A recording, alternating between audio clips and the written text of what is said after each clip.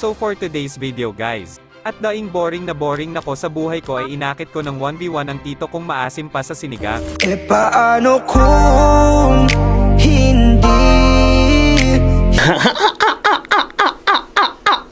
At bago tayo magsimula sa ating walang kwentang palabas, ay baka pwedeng makahingi ng isang like and share at kung pwede paki-follow mo na rin ako at walang sawa akong magpapasalamat sa mga tunay na sumusuporta.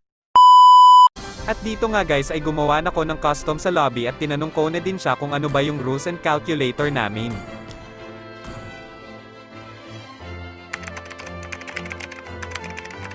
At kung mapapansin nyo dito ay tinawag pa niya akong aw-aw. At dito nga guys ay agad-agad ko nang ini-start para naman magising na siya sa katotohanan na mali siya na ako yung kinalaban niya. At gagamitin nga natin ang elite skin ni Cho na si Juice Lee. Habang nag-aantay tayo hayaan nyo munang kwentuhan ko kayo ng konti. Hindi nyo ba alam noong unang panahon ng ating bida ang kaisa-isang top 1 sa bahay nila? At sa kasamaang palad dahil nga malakas ang ating bida ay maraming nagpapapansin sa kanya para lamang malabanan sila ng ating bida. Really, nigga? Dito nga guys kung mapapansin nyo ay hindi ko siya masyado masabayan sa early kasi ganito emblem niya. At dito nga guys ay akala ko ako yung mapapatay kasi low life na ko buti na dodge ko pa. At sa kasamaang palad na baliktad pa ng ating bida ang sitwasyon kaya nagkaroon ng konting oras ang ating bida para makapang trash talk.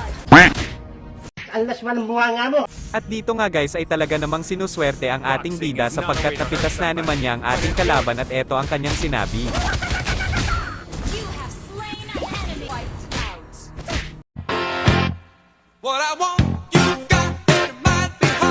Dito nga ay nagmamapilit siyang patayin ako ang kaso lang ay hindi niya kaya pantayan ang lakas ko kaya siya ang mapapatay ko. Sabay reason na naman siya ng ba't daw ang lag niya aba malay ko sayo. At dito nga ay nagulat ako sa ginawa niya kaya naman pinasok ko na siya hanggang sa tower nila kaya naman namatay din ako.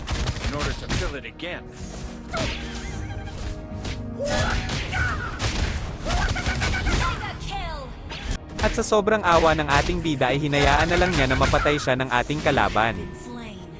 Dito guys ay papakitaan daw tayo ng ating kalaban ng mala freestyle Bruno Mars.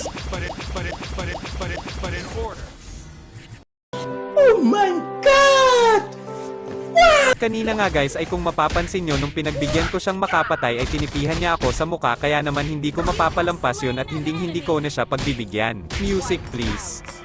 She shot me, bang bang, she shot me, bang bang, she shot me, bang bang, she shot me, bang bang. Ah, there she goes again, the dope is Ethiopian. In other words, she came through exploding in the podium, dynamite, Napoleon, like sodium mixed with petroleum, slowly but surely. She was walking toward me, cut the convo short 'cause she had to wake up early. But continuing the story, don't worry, she gave me digits for her BlackBerry. A very handsome is what she said, and the way she looked in my eyes said, put me. In nomine Patris et Filii et Hindi ka mabiro alam mo namang mapagbiro akong tao eh. Okay game. My term.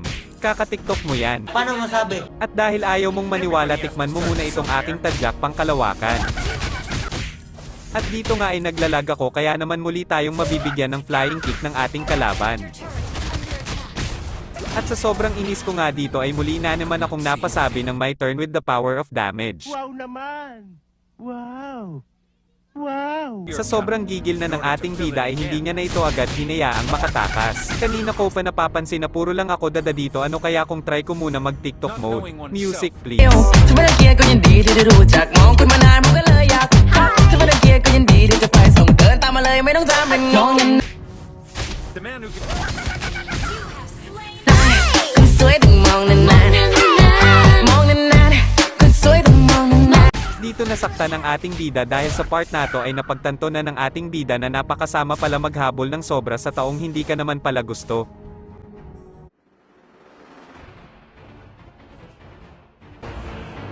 Defeat.